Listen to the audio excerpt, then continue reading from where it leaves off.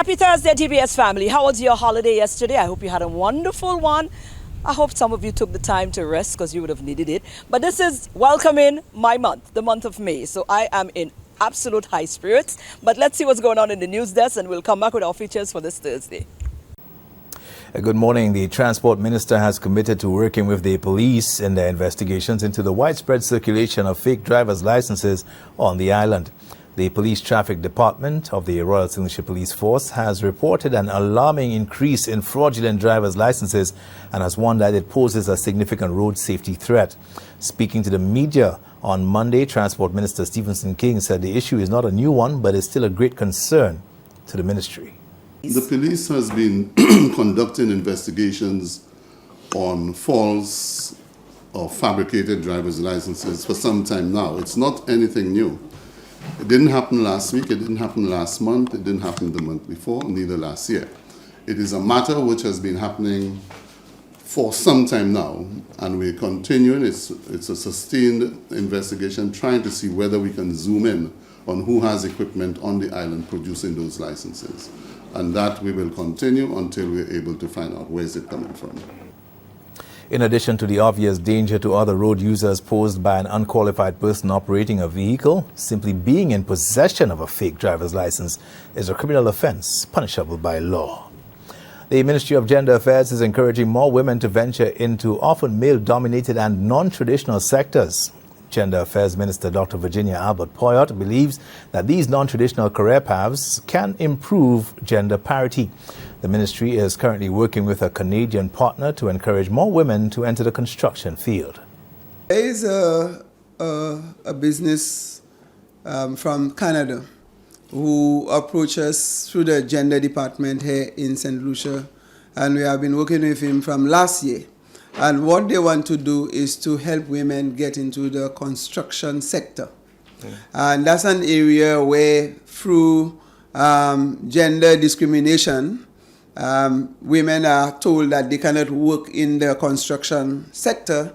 It's heavy duty, and because of their physical build-up, they cannot afford to go and work like bricklayers and doing construction.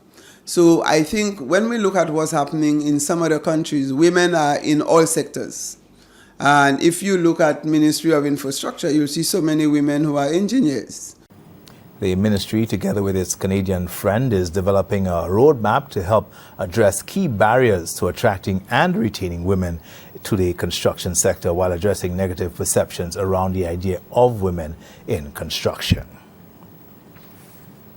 The Ministry of Commerce, Manufacturing, Business Development, Cooperatives and Consumer Affairs has extended its second call for applications for the Micro, Small and Medium-Sized Enterprise or MSME Loan Grant Facility to Friday, 31st May 2024 at 12 p.m.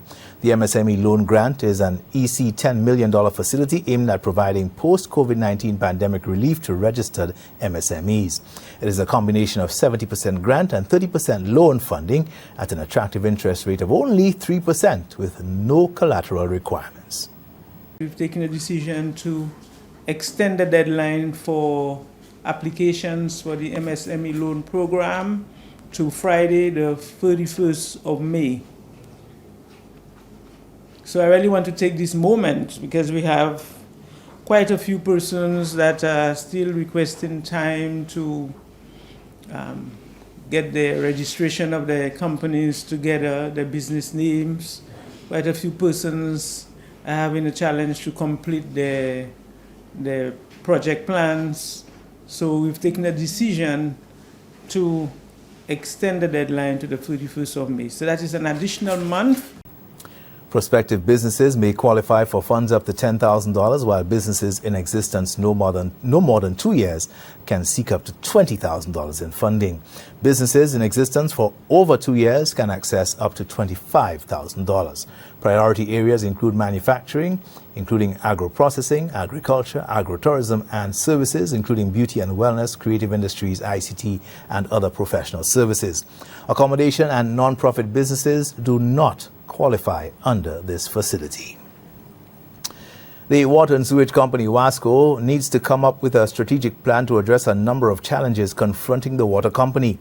So says Infrastructure Minister Stephenson King. One of the biggest challenges facing the company now is the desilting of the John Compton Dam. $60 million has been spent on the first phase of that project, with only 20% of the accumulated silt removed. Some $60 million was spent. The figure of the silting was something between 10 and 20%, the silting that took place. So it means there's still a lot more desilting to be done. Now we have spent $60 million to desilt 20% of silt. There's still 80% and building backup that has to be desilted.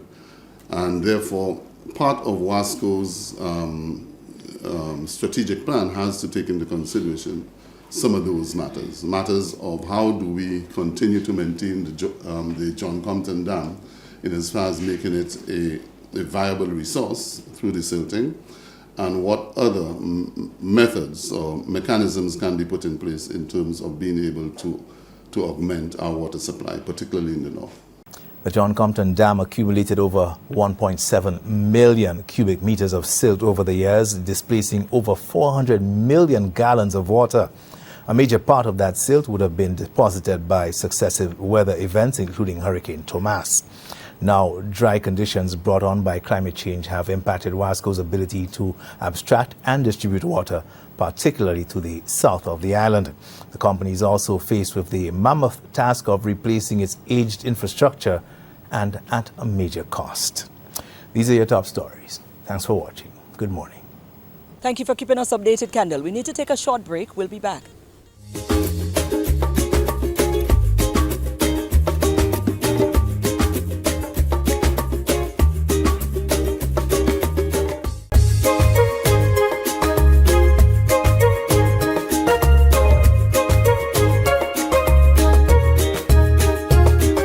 Right. Well, our first feature, we're getting set again, Jazz and Arts. That's all you're going to be hearing a lot of in the next weeks or so.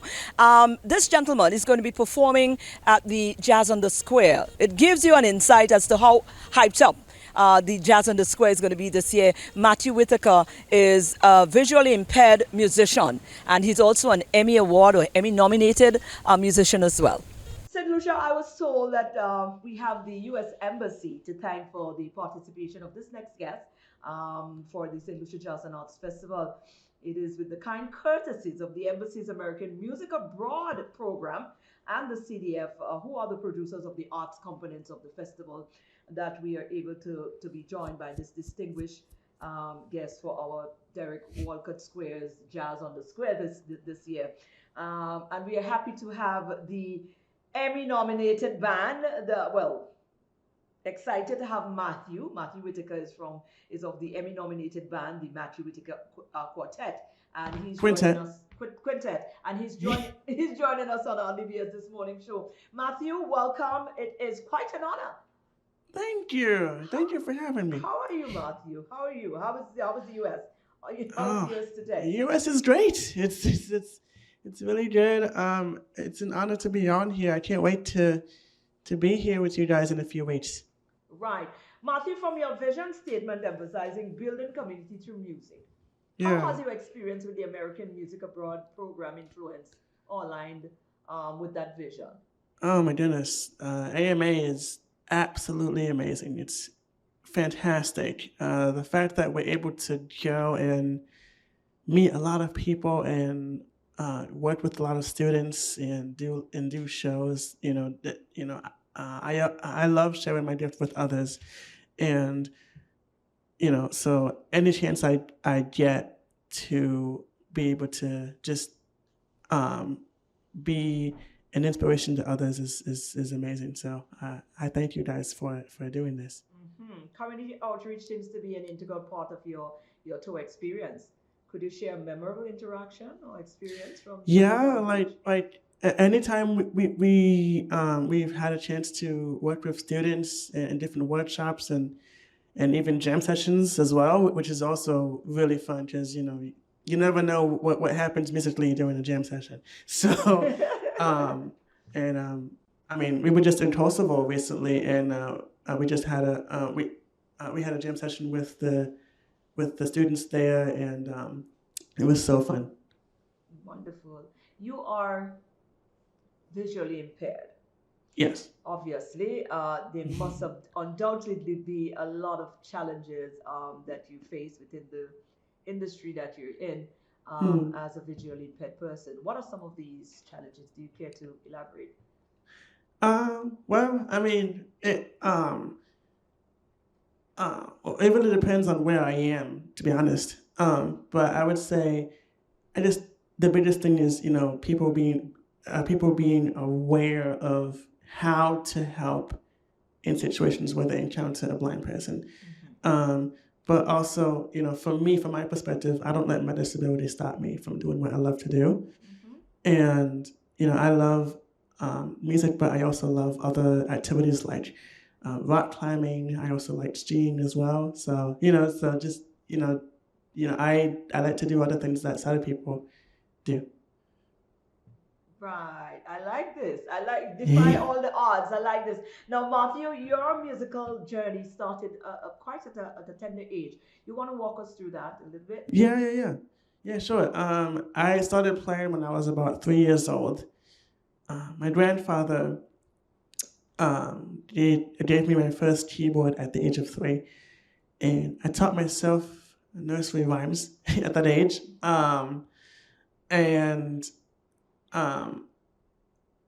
Growing up, it was hard to find a school for me where I can, where I could, start, learning piano and other instruments. But, by the age of 5, we found the FMDG Music School for the Blind and Visually Impaired. And I've been going there since I was about 5 years old. I started out, playing classical piano, and eventually I got into other instruments like drums at the age of 6, and I got into jazz music at the age of 7, and, slowly got into other instruments like clarinet and bass and organ, and by the age of 9, I taught myself how to play the Hammond organ. I've been touring professionally since I was about, I think, 11.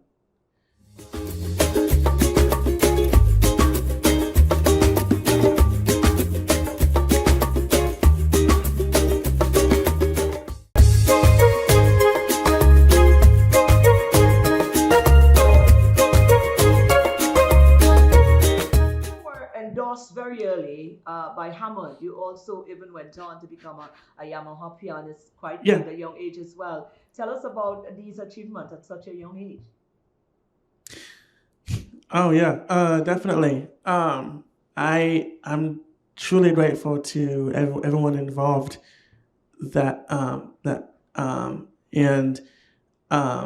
I remember when I got the endorsement for Hammond, one of my heroes, Dr. Lonnie Smith, who was an amazing organist, he gave me the endorsement when I was 13. And when I went to the Yamaha studios in New York for the first time when I was about 15, I met the person in charge, and she was like, "Hey, we would love to have you part of the Yamaha family." And I was like, wow, because my first keyboard that my grandfather did me was a Yamaha at 3. So, really Yamaha was, was a part of my life since I was, little. Wonderful. You performed at some very prestigious locations to date. You have worked alongside a lot of big names in the industry as well.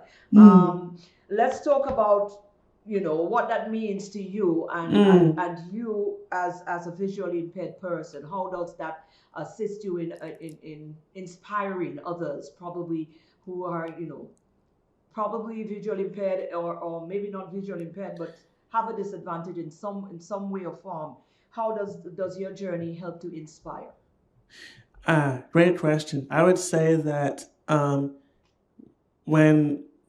when other people that have a disability know what I do and how I do it, I feel like that in itself is really an inspiration, because that tells them, hey, no matter what, I can do anything. Yes, it might be a bit different than how a sighted person does things, but at the end of the day, we all achieve the same goal at the end of the day, and it's good you mentioned that because when we went to Kosovo, I did a workshop with a bunch of visually impaired students and people, and it was so interesting to know, like, hey, there are locations around the world where people with disabilities are learning how to navigate in this world, but the more people are aware of that, and the better, because that way everyone can help each other out, so it's a win-win situation for everybody. Wonderful. Now, Matthew, we're going to have a lot of time to talk. Well, I hope so. When you land on the island of St. Lucia, but I would love to. Is it going to be your first time here in St. Lucia? First time here, yes. Oh gosh! So what can we expect? Come for Jazz on the Square at your performance. What can the St. Lucian public look forward to? Well, it's going to be a lot of styles of music. There's going to be jazz, gospel, R&B, classical stuff, Latin stuff. It's going to be everything. And, I always tell people, we always have fun on stage, and we want you guys to have fun in the audience. Wonderful. So whatever you want to do, just have fun. All right. Well, we are definitely looking forward to that. In the meantime, you've got a new album out. You've got a new body of work out. Where can we find it? Is it on all streaming platforms? And what do we look for? Yes, the latest album right now is called Connections. And you can find it by going to my website, which is MatthewWhitaker.net.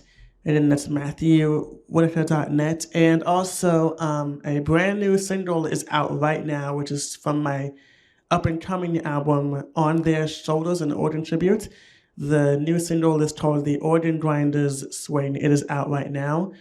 And that's on every platform. Like, all my albums are on all platforms. And the second single will be out on May the 10th. And the rest of the album will be out on June 14th. Wonderful. Matthew, we look forward to your when you get here, and hopefully we'll continue that conversation some more. But in the meantime, we appreciate you joining us. Have a wonderful one. Thank you. Thank you, Matthew.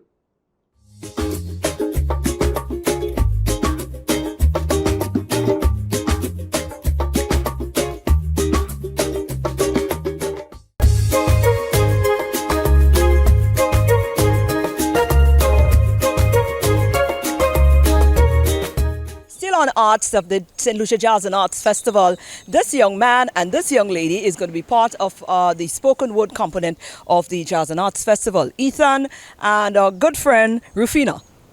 Another amazing component of the St. Lucia Jazz and Arts Festival is spoken word. We're going to be having some spoken word as part of the arts component. I have here with me Ethan and Rufina. I should remember that. I should know that, because Rufina is actually my great-grandmother's name. Rufina and Ethan is here with me, and we are talking about voices from the underground. Now, Ethan, you're closest to me, so I'm gonna let you elaborate a little bit about that. What is going to be happening there? So the Voices of the Underground is basically a spoken word event. So it's going to be a powerful night of spoken word poetry.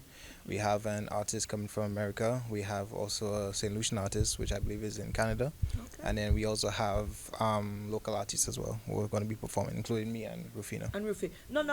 Let's hold on. Let's put some grounding in that there. 5 minutes. Let's put some grounding in that there. What is spoken word? Let's talk about on the ground. St. Lucia, spoken word. What is this industry like? How vibrant is it? How involved? How huge? From my experience, there are a lot of spoken word groups in St. Lucia. Mm-hmm. They do try to hold a lot of events, but I guess because of the popularity of other, genres of music, it's not as big, as popular as we would like it to be. But nonetheless, it is, when these events do happen, it's very powerful and it's very impactful. But to each of us individually, I guess we have our own definition of what spoken word is to us and what it means to us. What does it mean to you? For me, like I tell people, it's simple, just words with emotion. So we basically use our words to bring out our emotion, our thoughts, whatever it is that we're probably feeling, what we're seeing around us, to probably stand up for something. So instead of using our normal voice to go and speak, we'll use that platform to basically target people directly, or to basically bring it out there to help stop any kind of injustice, or to bring to light something, or things that the audience may not, like, they have the idea, they may not say it, so we now speak on their behalf. Right. To this poetry. Now, Rufina, let's talk to me now about you. How do you feel about this whole concept of spoken word? How do you use it? Well, we've spoken word. I use it to bring light to things. Like, everybody looks at it differently. Like he said, to bring emotional. With me, there are things that the naked eye may not be able to see, and we've using words to explain it, and using your words and using your voice to point it out to people. Then persons may look at it like, oh yeah, but that's true, or I never looked at it like that. So it's just bringing light to people, bringing light to the darkness, like the old people that say, na découvert yo. That is it. I'm gonna put you on the spot. Give me something. Give me something. Look at that. Give me something. Give me something. Show it on me. It could be something you've done before. Something I've done before. Give me a little bit of spoken something. Give me a little But you want me? I don't to sell out my. No, not the one you're gonna be performing. You know what? All right. Well, Ethan, you gotta save the day here. To the day. Show something out, man. Okay, so I'll go with one of the recent ones I've done. So it goes. This is more on the love side. So it goes. I would walk 1,000 miles just to get a glimpse of you. Sometimes I need my space, but it feels like space when you're not in my space. To taste your lips, which has become an addicting drug. To stare at your face into your eyes for a moment of escape. I free my mind between your thighs and let out a beast I cannot tame. Your action spells no lies. Your words decide that the strength of a man's heart is fragile when in your hands, and we consistently battle demons with a picture of you in our hands. We have notes of all our goals that we want to achieve in life, but also notes of all the ways to see your smiles, to make only one place wet, and that is not your eyes. And even though we say I love you, we know that you will never understand the perfection in your imperfection, that instead of I love you, we prefer to say this, our unspoken truth. Wow. Yeah. I like spoken word. But do you think, okay, so when is spoken word? When is it's going to be? And where? May 6th at the Cultural Center? Harbour Club. Harbour Club. At Harbour Club. Yes. Right. How many hours we looking at? We coming out at what time? Roughly about an hour, 20 minutes. Right. How many Yeah. performers are we going to be seeing? It's gonna be in total 1, 2, 8 3, of us. 4, 5, 8? 6, 7. 8? How many of us are there? There are 6 of us. Probably 8. 8. Yeah, About probably. 8. I'll say it. Right. So 8 wonderful people targeting different aspects of Yes. existence For on a night of spoken word. Yes, and a lot of it will be locally based as well, on local events as well. So Wonderful. Because we are 2 sections. Because I'm from the Sir Arthur Word Up competition. There are 3 of us. The first, second, and third place winners from the Word Up competition. Okay, so you guys are going to be showcased at that. Yes. This is huge stuff. Yes. Right. And what's the price range? You know? is $100 for entry. $100? Yeah, Yes. EC. Is it? All right. And Harbour Club Harbour on Club, the 6th. on the 6th of May. You know what? I think you guys can leave me here for the day, man. I'm deserving. I'm tired. I'm drained. Go and have a great day today. Spend some money today. Yeah, you work hard. Actually, if you have it, why not? Spend a little money on yourself today. That's a good advice. Please take it. Life is short. Have a nice day today, guys. Let's do this tomorrow again.